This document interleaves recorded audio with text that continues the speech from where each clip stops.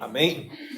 Então, meus queridos, uma recapitulação rápida, o que nós falamos a partir do domingo anterior. Falamos que, durante a história da igreja, a fim de que os crentes entendessem quem é a igreja e outras doutrinas várias, foi estabelecido alguns documentos. Um deles chamava credo, outro chamava confissões. São inúmeros. E os primeiros foram os credos, depois vieram as confissões. Os credos são mais sintéticos e as confissões são mais amplas. Mas todos têm o mesmo propósito. Você ensinar sintética e adequadamente o quê? Os princípios da palavra de Deus. É por isso que em toda a Bíblia você vai encontrar lá o credo apostólico. Ele é uma síntese de toda a fé cristã, toda a fé apostólica registrada na Escritura. Então, no tempo onde a Bíblia não estava impressa, onde você não tinha a revelação completa na sua mão, o credo ele ajudava muito no entendimento das doutrinas, principalmente o ensino correto das Escrituras. Então, as pessoas muitas vezes não conheciam o teor completo da palavra, mas conheciam o credo. E se o credo estava de conformidade com a palavra, logo conheciam os princípios fundamentais do que está registrado na Escritura. Amém? E aí eu usei um desses credos, que é o credo niceno-constantinopolitano, de 381 depois de Cristo, e coloquei essa declaração, que é uma declaração importantíssima para o nosso entendimento, porque ela está amplamente divulgada na história da igreja, e ela precisa ser conhecida, porque ela vai referendar justamente o quê? A natureza da igreja, o que a igreja é, a essência da igreja. Então, o credo constantinopolitano, ele definiu no século IV depois de Cristo que cremos na igreja una, santa, católica e apostólica. Essa definição, meu querido, hoje, se você pegar um livro sobre eclesiologia, qualquer livro que se preze de eclesiologia vai ter que citar essas 4 designações. Uma delas, 2 delas, 3 delas, mas o ideal é que cite as 4, porque essa é a natureza da igreja. E ainda que isso seja um documento histórico da igreja, lá do século IV, ele está de conformidade com o ensino da palavra de Deus. Porque nós vimos que a igreja é a comunhão dos santos. E nesse sentido, os atributos estão lá. A igreja é una. O que é una? Unidade. E onde está isso? Acabamos de ler. A igreja de Deus que está em Corinto. Veja, há uma cidade, como outras muitas cidades, existe uma igreja plantada ali, mas veja que a igreja de Deus está na cidade. A igreja é uma só, não são várias igrejas. É uma só. É a igreja de Deus, que está em Corinto, que está em Filipos, que está em Ubor, que está no Brasil, que está lá em Minas Gerais, que está lá em Cuparaque. É a igreja de Deus. Ok? Isso é unidade. Segundo, catolicidade. Vimos que a catolicidade também está na Bíblia. Por quê? Com todos que em todo lugar invocam o quê? O nome do Senhor. Senhor deles e nosso. Então, o nosso irmão Diácono, ele está ansioso para saber o que é católico, se ele ainda não entendeu, né? Eu disse para ele esperar hoje, né? Mas veja que a ideia de catolicidade é uma ideia de a igreja estar amplamente presente. Seja num sentido geográfico, ou seja, todas as nações, seja num sentido temporal, em todos os tempos. Esse é um termo que se aplica essencialmente à igreja invisível, ainda que ele se manifeste visivelmente também. Porque aqui na nossa igreja, temos igreja invisível? Temos. Somos a igreja visível, que possui a igreja invisível dentro dela. Nós não podemos afirmar categoricamente que todo mundo que está na City United é salvo. Podemos fazer isso? Podemos fazer. Temos como fazer.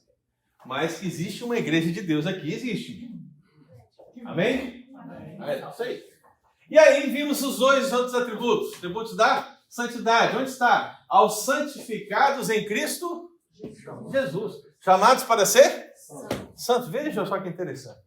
A igreja também é de gente santa. Atributo da santidade.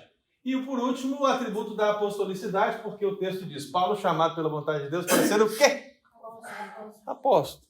Então eu peguei somente um texto da Escritura, para os irmãos verem que esses 4 atributos da natureza da igreja, eles foram divulgados ao longo da história da igreja, no credo que nós acabamos de ver, mas eles também são fundamentados aonde? Nas Escrituras. Amém? Amém. E aí nós definimos o primeiro, a unidade da igreja. A igreja é una. A unidade da igreja procede do fato de termos um único Deus. Não se trata de uma questão qualitativa, aliás, quantitativa, mas qualitativa. Porque fizemos aquele contraste com a igreja católica. Porque ela diz o quê? Que só existe uma igreja de Cristo na Terra. Isso é verdade? É. É verdade. O problema é você afirmar que é só você. Entendeu? Esse é o problema. Então, a verdade é que a doutrina romana ensina que fora dela não há salvação. Não há. Esse é o princípio. Assim como você ouve calvinista dizer que uma vez salvo, salvo para sempre, né? O católico diz a mesma coisa. Só que ele diz se você é membro da igreja católica. Enquanto o reformado nunca vai dizer se você é reformado ou não. Você pode ser batista, você pode ser assembleiano, você pode ser qualquer coisa, mas a questão é, se você foi salvo, você é salvo? Você. Não por causa de uma denominação, mas por causa de um princípio estabelecido na palavra de Deus, que aqueles que o Pai dá para Jesus, que coloca na sua mão, ele não lança fora. Ou vai lançar. Ou ele mudou de ideia. Ou ele ficou enfraquecido. Ou caiu sem querer. Não tem como, irmão. Se você tem esse texto na Bíblia, um outro texto, ok? Eu te dou outro texto. Aquele que começou a boa obra em vós, há de completar até o dia de Jesus. Gente, tá mais claro que isso? Tem como? Ou Deus começou e por algum motivo, lá no final, você resolveu desviar. Aí ele falou assim, não tenho como completar aquilo que eu comecei. Nossa. Infelizmente, é Deus dizendo, eu não dou conta. O que você acha?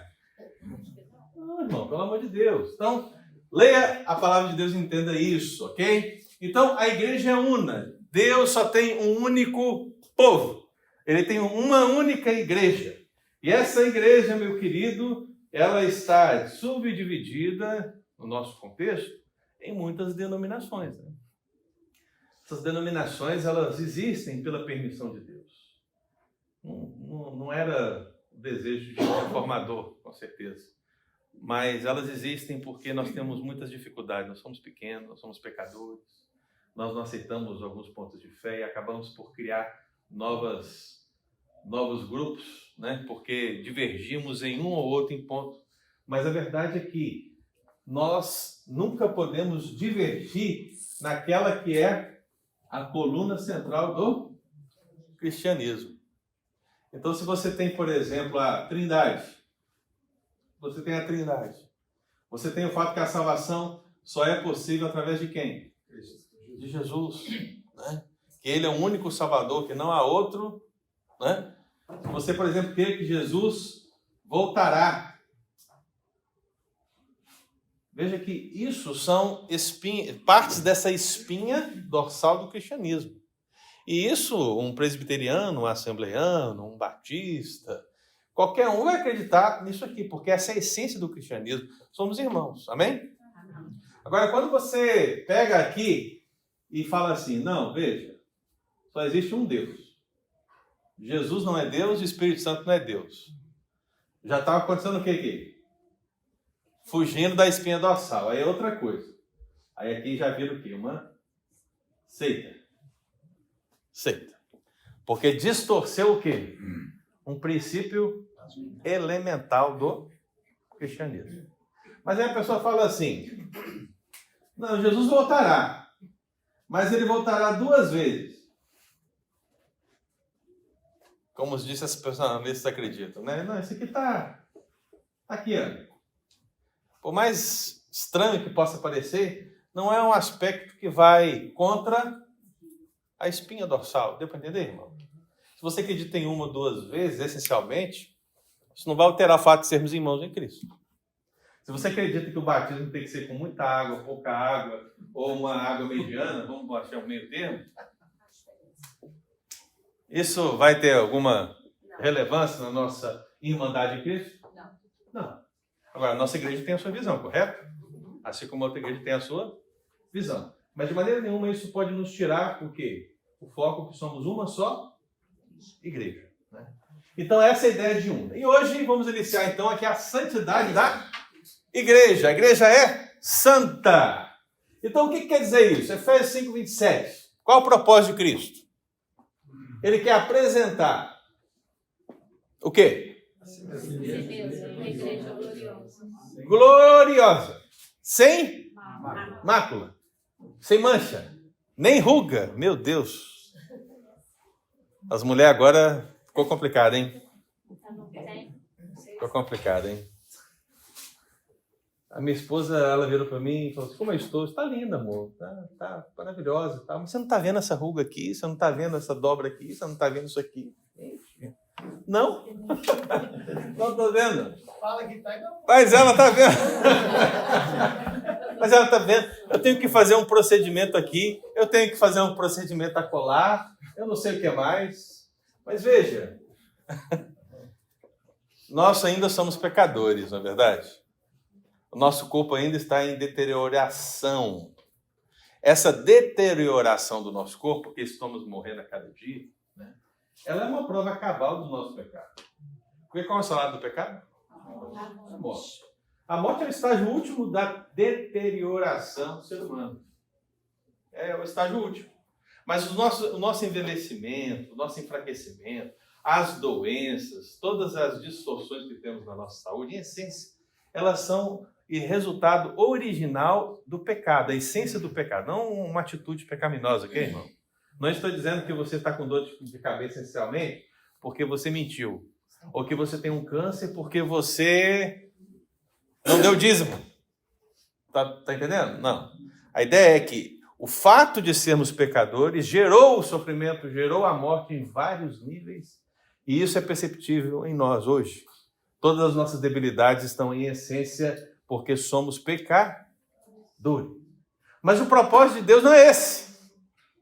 O propósito de Deus é que a igreja seja o quê? Sem mancha, sem ruga ou coisa semelhante, porém o quê? Santa. E sem defeito. Esse é o propósito. A igreja tem que ser, ela deve ser santa. Aí temos um problema. Qual é o problema? Quem aqui não pecou? Quem aqui não pecou hoje? Quem aqui não pecou ontem? Quem não pecará amanhã? Somos pecadores. Todo dia, no culto aqui, alguém fala assim, vamos confessar os nossos pecados, não é isso? Não acontece? Tenho certeza que hoje a Thaisa olhou pro Daniel e falou assim, confessa os pecados. Confessa. Né? Eu falei, mas eu nem estou usando croque. Mas você pensou, se você pensou, você pecou, entendeu? É isso. Mas veja, então como é que fica essa realidade, pastor? Como a igreja pode ser santa se nós somos pecadores? Aí que está o grande X da questão que está no nome do programa do pastor Pedro, né? Que é a essência da nossa fé em muitos sentidos. É o já e o ainda não. Você lembra do texto de 1 Coríntios que nós lemos? Paulo, apóstolo de Jesus, escreve a igreja de Corinto. A igreja de Deus que está em Corinto. Qual foi a qualificação que Paulo deu à igreja de Deus de Corinto? Ele chamou assim, aos santificados. Aqueles que foram chamados para ser santos. Aí, beleza. A igreja de Corinto era santa? Porque você chega no capítulo 2...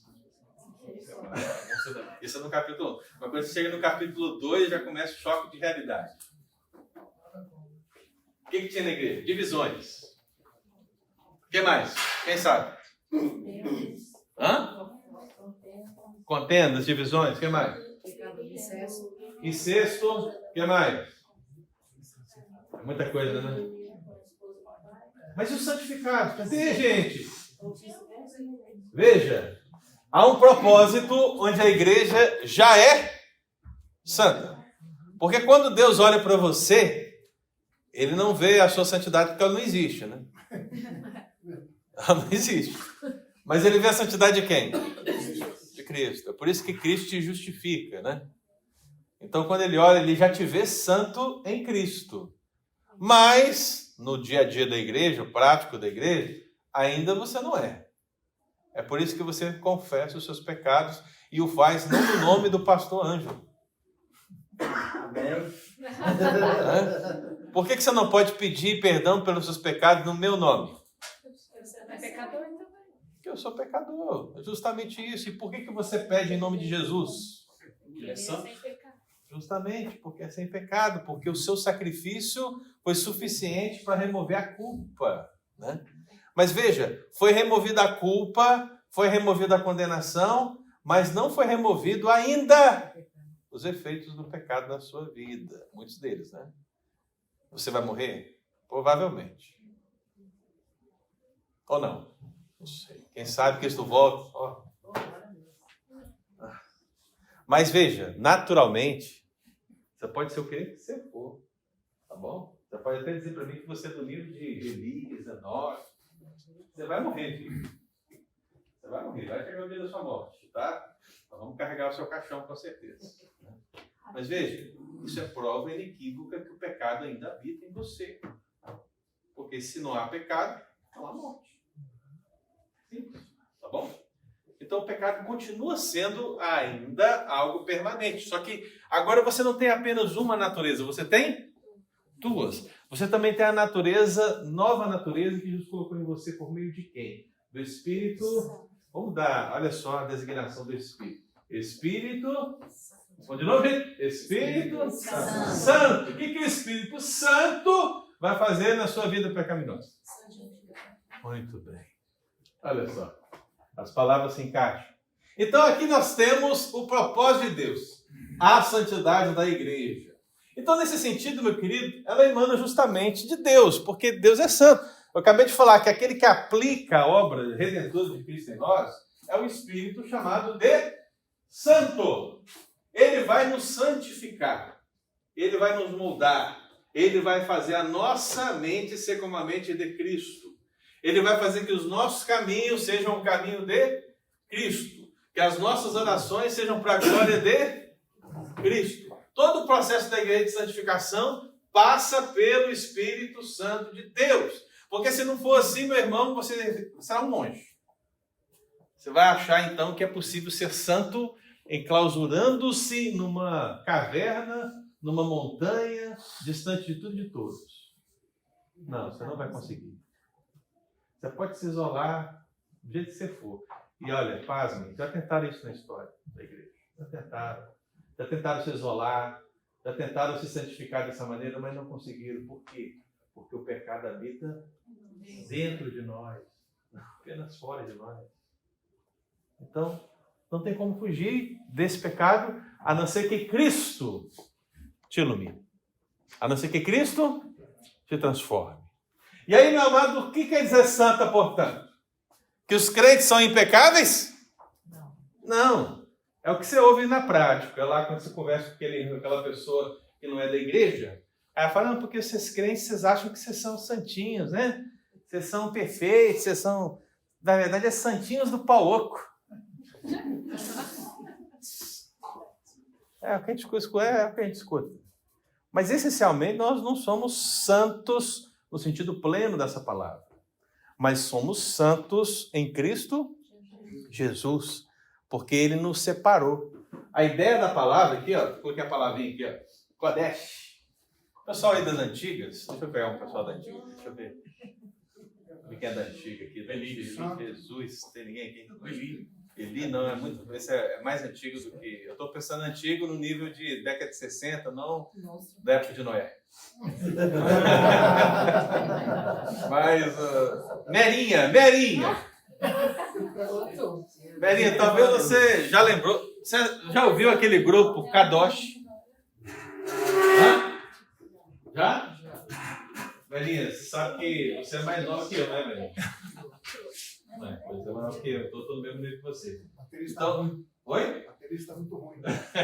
Então, baterista é ruim, mas o grupo chama Kadosh. Todo mundo aqui já ouviu alguma coisa do Kadosh? Não. Né? Baterista é ruim, segundo agora. Mas o grupo Kadosh chamava Kadosh por quê? Porque a palavra Kadosh, uma palavra hebraica, que tem a ver com a ideia de santidade, a ideia de separação. Quem aqui tem em casa um livro do Hernandes? Quem tem? Quem tem livro do Hernandes? Deus lá. Pois é. Se você teve a curiosidade de manusear o livro do Hernandes, Você deve ter percebido que a editora que publicou aquele livro possivelmente se chama Hagnos.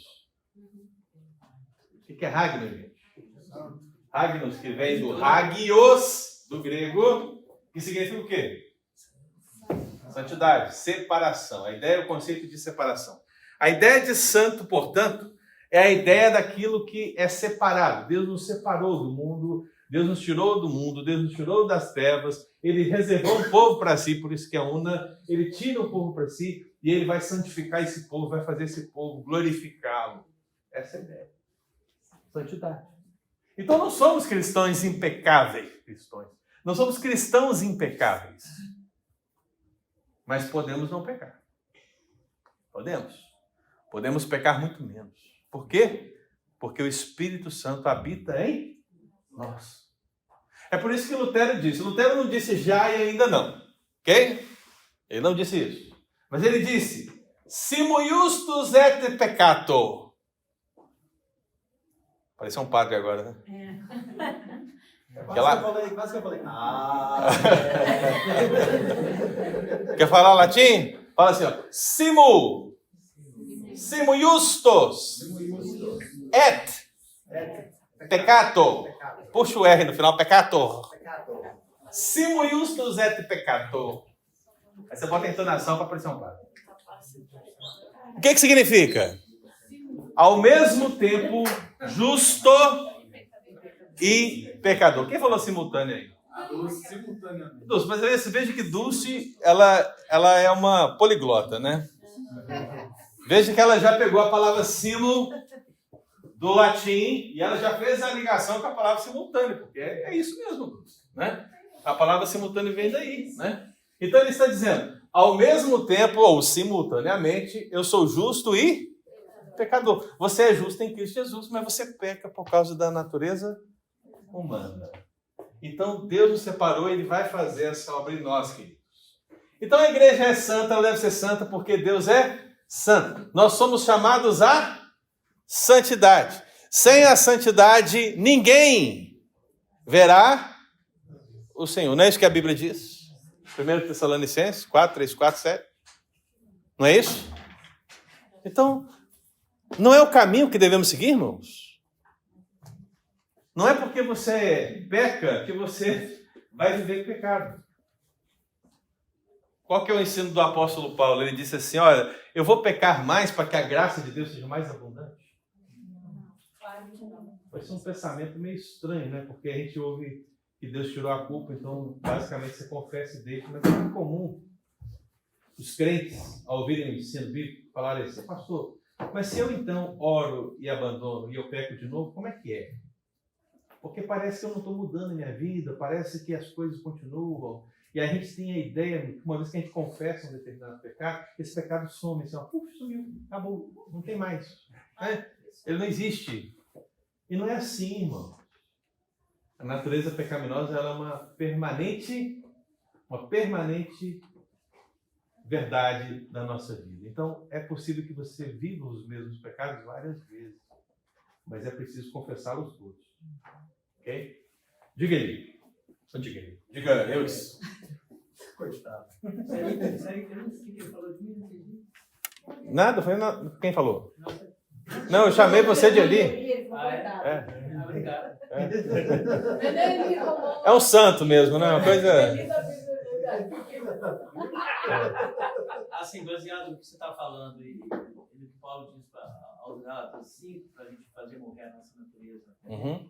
Ele cita os frutos lá primeiro. O fruto. Do Espírito, ou o fruto do Espírito, depois ele está lá morrendo. As obras da carne, justamente. Essa é a realidade. Então seria correto dizer que a santificação é pelo lado passivo e pelo lado Perfeito. ativo? Perfeito. Né? As duas coisas, passivo e ativo. O ativo é justamente essa realização da santidade. Quando você abandona o pecado, é você agindo. É o Espírito Santo agindo em você e você agindo.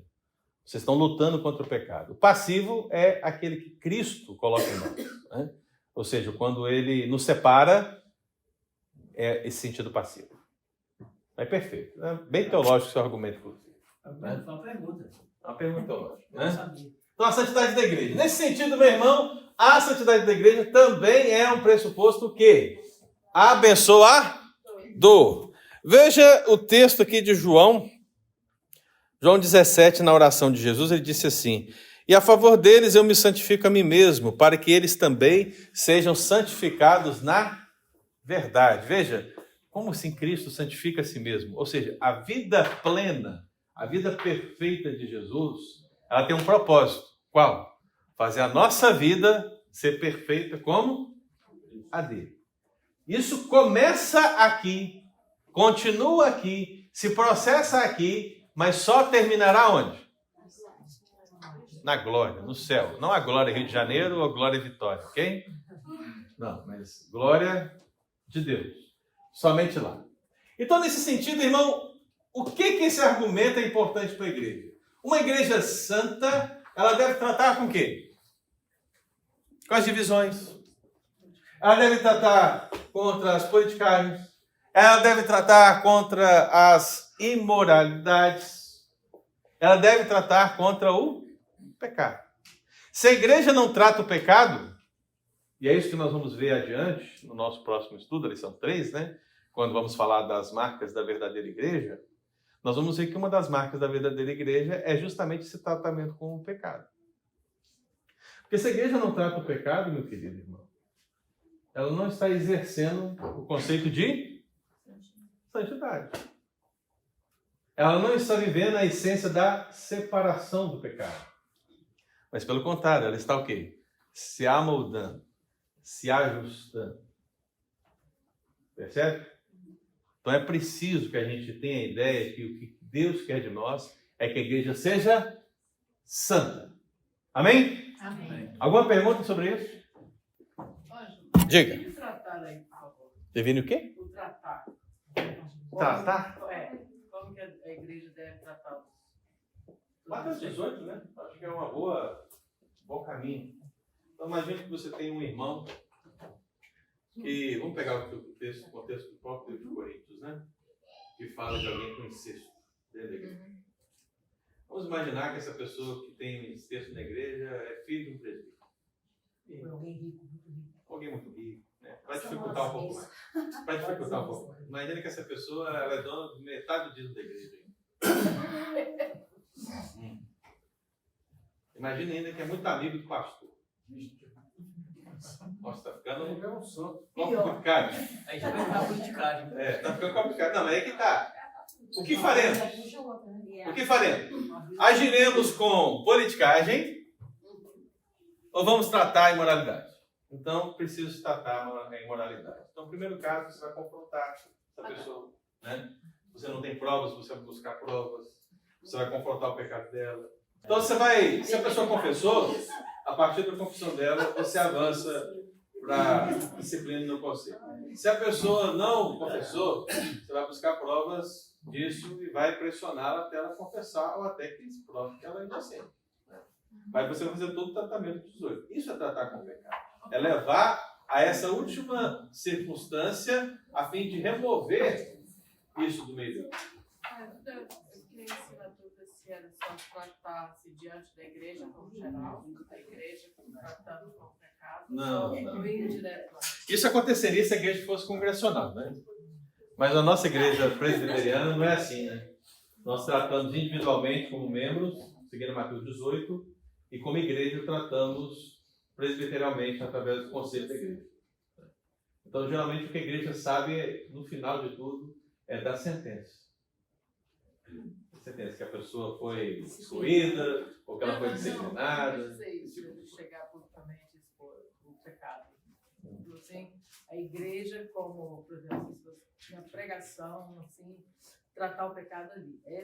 Também é uma maneira. Porque se a igreja não prega contra o pecado... É esse lado que eu estava sim, querendo também. saber. Só Tá esse correto. lado aí. Imagina uma igreja que não pregue contra o pecado. Deve ter muitas por aí. Meu Deus, tem. Claro que tem. Não Tem- é tem- isso, pode ver. Tem um coaching, por exemplo, que ele foi num podcast aí, teve até aqui recentemente em Boston, né? Então, estava cobrando $200 para ir lá. Tiago Gomes, Gomes. eu sei quem é. Tiago. Ele tem... Não, esse não, é o outro.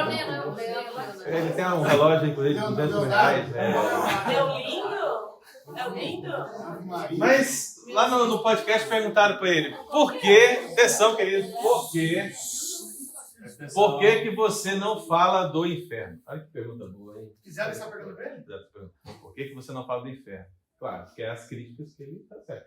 Por que você não fala do inferno? Falar do inferno significa falar de algo que está na palavra e que não é tão bom quanto para a linguagem hoje, né?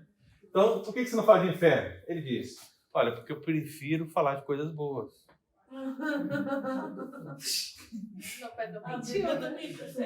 Entendeu?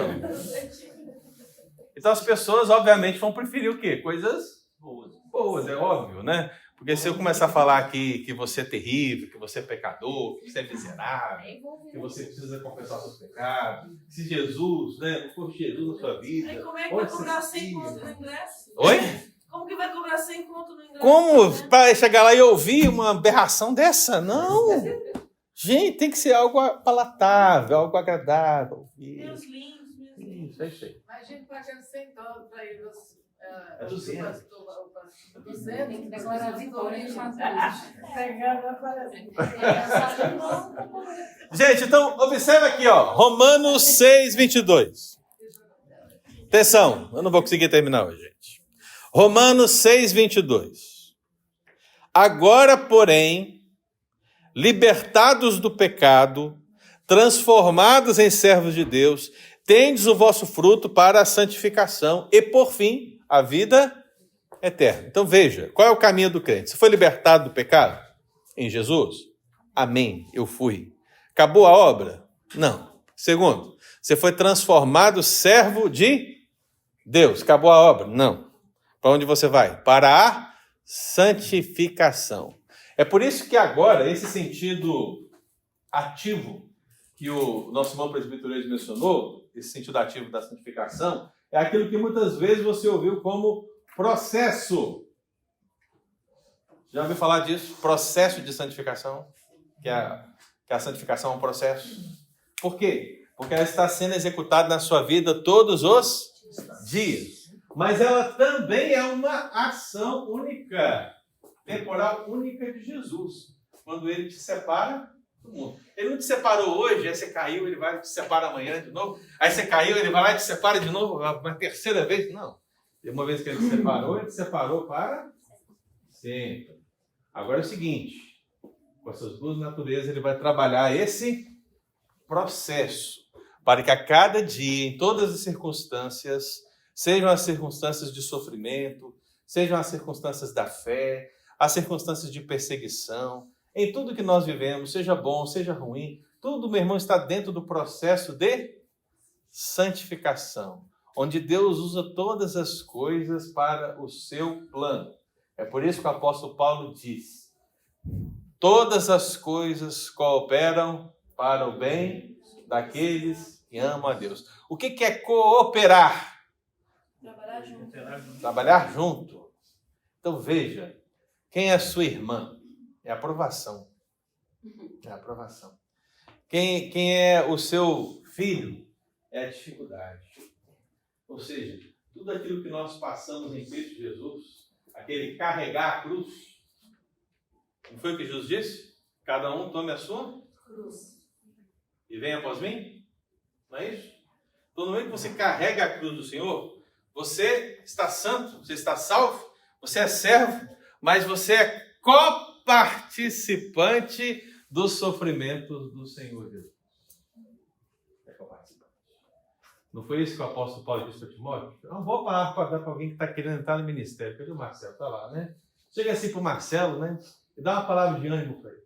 Fala assim, ó, tornai, Marcelo, coparticipante do sofrimento de Jesus.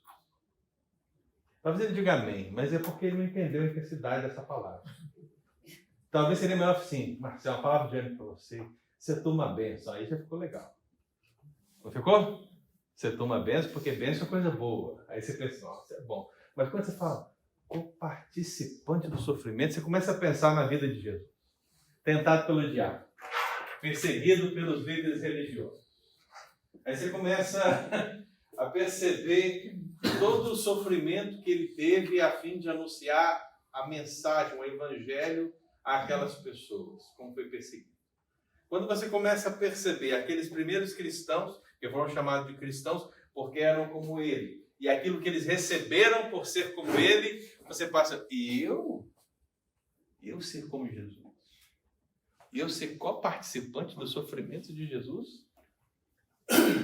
Quero isso não. Eu quero mesmo é ser lindo, né? Eu quero ser maravilhoso, eu quero ser o cara. Tá chegando o fim de ano, o Roberto Carlos está sendo descongelado. Então, daqui a pouco vem esse cara sou eu, né? Então veja, 2 Timóteo 1,9, o que diz? Que nos salvou e nos chamou com santa vocação. Então nós somos, o que é santa vocação? Ele nos convocou, ele nos chamou para sermos santos. É isso que ele requer da sua igreja. E o último texto, 2 textos, né? Hebreus 12:14, que diz assim: segui a paz com todos e a santificação. Ninguém verá o Senhor. E 1 Pedro 2,9, texto claro. Vós, porém, sois o quê? Raça eleita, sacerdócio real, nação santa, povo de propriedade exclusiva do Senhor. Amém? Então vamos para o próximo. Lembrei do William aqui agora, né? Tem que avançar. Então a igreja é una, santa e católica. Nós somos a igreja católica. Amém, irmãos? Amém. Pode falar amém, não tem problema não, tá? 1 Coríntios 10:32, o que diz o texto? Não vos torneis causa de tropeço, nem para judeus, nem para gentios, nem tampouco para a igreja de Deus. Você já entendeu que a igreja é una, é uma só, e ele está repetindo isso aí. A igreja de Deus. Mas ele está dizendo que a igreja de Deus ela é composta com distinções. Quais são as duas distinções que ele aponta aqui? Judeus e gentios. Quem eram os judeus? Era o povo de Deus que estava lá naquela região onde Jesus habitava. Ali são os judeus. Quem eram os gentios? O resto. O resto. Aí você pensa em Israel hoje. Pensa naquele pontinho lá de Israel hoje no mundo. Aí, agora imagina o resto. Europa, África, América, Austrália, Antártida, Ásia, o resto. Quem é o resto? São os gentios. Ok? Então, quando você fala judeus e gentios, você está abarcando todo. Você não está pensando em só duas pessoas, ou dois grupos essencialmente. Mas você está falando de tudo. Tudo. Então, o que o apóstolo Paulo está dizendo é que a igreja de Deus, ela é composta de gentes de todos os lugares, de todas as nações. Ela existe em todos os tempos. A igreja não está limitada etnicamente, a igreja não está limitada geograficamente, a igreja não está limitada temporalmente. A igreja de Deus não tem limites. Esse é o sentido da catolicidade da igreja. O que significa católica então, pastor?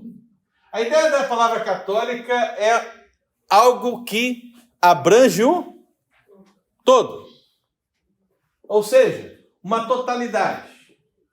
Quando nós vimos que a igreja de Deus é uma só, nós estamos dizendo que é uma igreja que abrange o todo. Ou seja, a igreja de Deus, ela existe aqui em 2023? Existe. Mas ela existe no 1500? Existe. Ela existe no ano 400 depois de Cristo? Existe.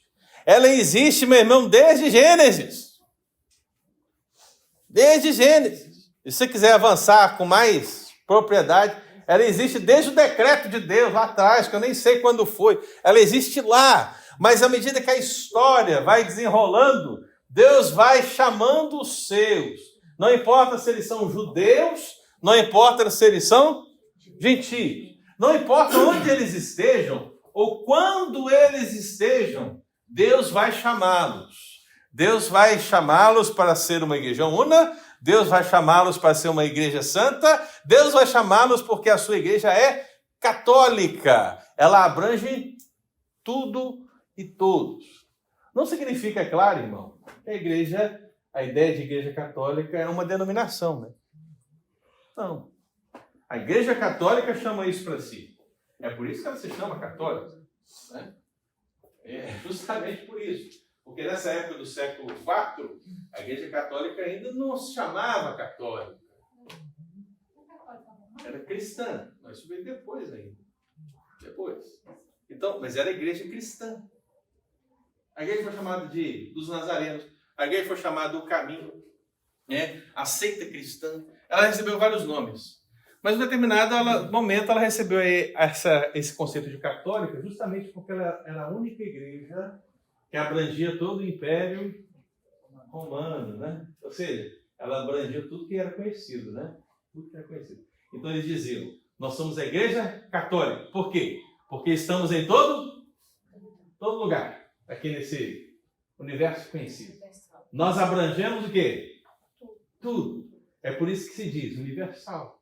Estamos em todo lugar. E aí depois veio o conceito romano, né? Por que a ideia de romano? Porque ela tem uma capital, né? Qual é a capital? Roma. Porque ali está quem sentado? O Papa, que é o líder dessa grande família de Deus chamada Igreja Católica Apostólica Romana. Essa é a ideia. Mas não para nós. Para nós, chamarmos-nos de católico significa dizer que nós somos parte da igreja invisível de Deus, que Ele está chamando desde o princípio e que chamará até o fim. Pastor, então a gente pode dizer que os católicos se aproveitaram disso para colocar o nome de católico, né? Não vou dizer se aproveitaram disso, porque essencialmente, dentro da fé deles, está correta a afirmação, né? Porque, como igreja cristã, antes de haver a deturpação da igreja, quando eles diziam que nós somos a igreja católica, no sentido que estamos em todos os lugares, não está errado em si. O problema é que depois ela ganhou uma proporção onde somente aqueles que estão dentro dessa igreja é que são salvos, né? E foi aí que ela caiu, né? Foi nesse momento que ficou mais conhecido para nós, é o que está na Reforma Protestante. Mas desde Constantino a igreja ela desviou seu curso totalmente, né? Então, se na época de Jesus o Império Romano perseguiu os cristãos, pós-Jesus ali, né? Se o Império Romano perseguiu os cristãos, agora era os cristãos, por meio da Igreja Católica Apostólica Romana, que dominavam o Império Romano. Olha que coisa. E ela foi ganhando poder. Ela se misturou com a política. Reis eram coroados pela Igreja Católica. Por quê? Olha, quem coroa alguém é porque é maior que outrem. Entende? Por que eu vou chegar e vou te coroar? Porque eu sou maior que você.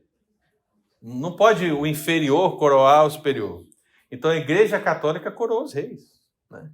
E esse poder da igreja foi ganhando cada vez uma proeminência, de maneira que a sede do seu poder está justamente no império que a perseguiu no passado, né? Então, durante a história, houve esse rompimento quando ela começou a afirmar que a salvação só estava nela. Mas até aquele momento onde ela dizia que só abrangia todo o território, não estava errado, né? Mas nós não podemos entrar no mesmo erro. Nós jamais podemos dizer que a salvação está numa única denominação.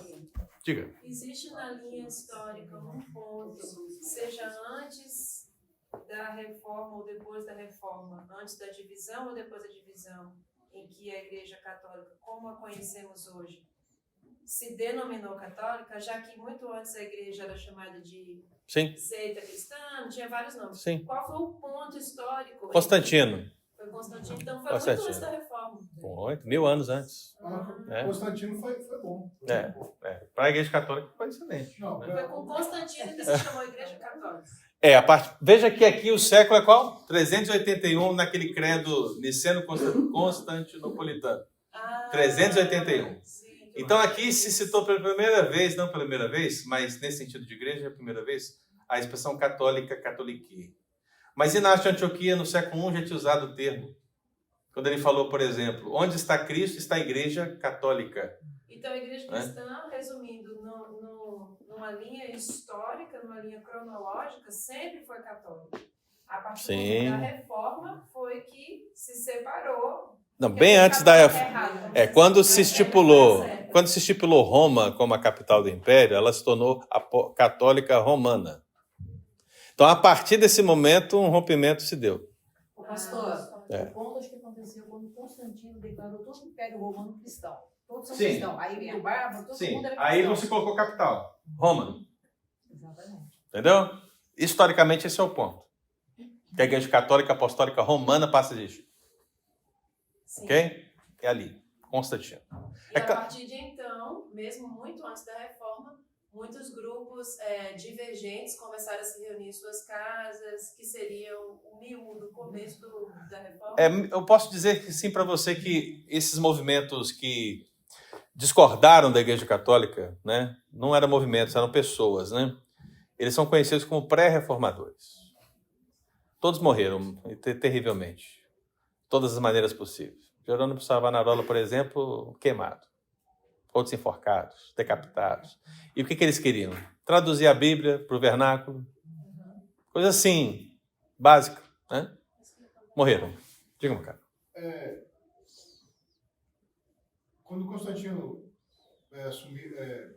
declarou o fim da perseguição aos cristãos,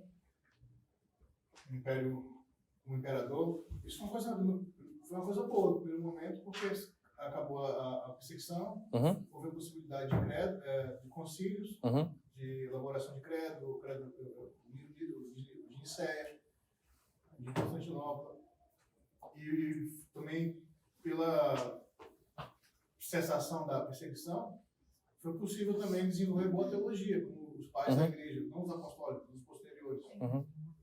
Então, eu entendo que a corrupção da igreja, ela foi gradual. Porque quando você dá poder, né? Sim. Como fala Lord Acton. Então veja, Marcelo. Eu entendi o que você quer dizer, mas o que você citou é antes do acontecimento. Né? Por exemplo, as melhores teologias estão antes de Constantino. Mas Santo Agostinho é depois. Os pais da igreja... Não estou dizendo tudo, não tem como botar tudo, mas estamos falando em termos de maioria, né? Maioria antes, né? Os bons concílios que trataram melhor das coisas estão antes também, mas eu não quero dizer que só estão antes. É claro que você tem momentos pontuais e pessoas pontuais depois. Por que eu estou dizendo isso? Porque o que Constantino fez tem aspectos positivos, tem aspectos negativos também, você vai analisar. Agora, quando eu coloco essa questão negativa, bom para a Igreja Católica, porque foi a partir desse momento que a Igreja Católica Apostólica Romana ela se misturou ao Império. E houve a corrupção daí, por quê? Você tem a mescla de religião e política. O Estado, né? É, o Estado. Essa mescla perdurou por 1000 anos de poder. Gente, que governo que fica 1000 anos no poder? Vocês olham para a Rússia, o Putin está lá até quantos anos, né? Não sei se é 40, é pouco tempo comparado com 1000 anos de poder. Como é que é 1000 anos de poder? É óbvio que a Igreja Católica ela tem um poder excomunal, né? Então a reforma ela quebrou isso. A reforma ela quebrou violentamente isso. E é até nesse primeiro rompimento que houve, não um rompimento frontal com o Estado, porque os primeiros reformadores entendiam que a Igreja tinha o seu papel, o Estado tinha o seu papel, mas ambos podiam trabalhar juntos. A Reforma entendia isso, os primeiros reformadores. Mas o negócio era tão sério, assim, era tão terrível esse poder da Igreja Católica, que depois surgiram os movimentos anabatistas que disseram, não tem como trabalhar junto, vamos romper totalmente. Corta, passa, bate. E aí rompeu-se de uma maneira mais feroz, né? E aí nesse rompimento maior quebrou-se também alguns elementos que os reformadores tinham paz, né? Como batismo e essas coisas todas, né? Então, toda vez que a gente for olhar para um movimento assim, a gente sempre tem que pensar que tem coisas boas, coisas negativas, né? Mas que a gente precisa sempre ter essa percepção mediadora. Beleza? Meu tempo acabou, mas deixa eu só terminar o católico, irmãos, tá? Antes que a Camila chegue aqui. Veja, a igreja é universal porque Deus, veja, salva pessoas em todas as épocas e nações. É por isso que ela é católica. Saltou soberanamente. É, claro. Então, o que isso tem que nos levar a fazer? Nós devemos eliminar qualquer senso, o quê? Sectário. O que é um senso sectário? É o senso de seita, ou seja, só eu que sou salvo, só a minha igreja que é boa, vem para cá porque aqui é o lugar. Senso sectário. Segundo, ecumênico. Já que a igreja é uma só, e estamos todos divididos, vamos juntar todo mundo aqui. Não importa se é Buda, se é Jesus, se é Maomé, se é... sei lá, né? Vamos juntar todo mundo aqui, vamos cultuar a Deus, porque Deus é um só, na verdade. Quem já ouviu isso? Deus é um só. Placa de igreja não salva. Deus é um só, né? Gente, Deus é um só, a igreja é uma só, mas ecumenismo não dá. Né? Não dá, porque a ideia é você juntar todo o diferente e unir num lugar, com respeito, né? Mas nós sabemos que há uma verdade só. E se existe só uma verdade, de uma hora ou outra, você vai ter que confrontar o engano. Uma hora ou outra você vai ter que confrontar. Vai ter que bater. Se o cacheta não avisou. Eles estão rindo porque eu falei, gente, deixa eu só terminar antes que a Camila chegue. Então deu para entender, irmãos? Conceito católica? Então nós somos a igreja una, santa e católica. E aí, no mês que vem, então, nós vamos ver que nós somos também o quê? Apostólicos. Amém? William, ficou claro? Amém. Deus abençoe, queridos. Vamos preparar para o culto.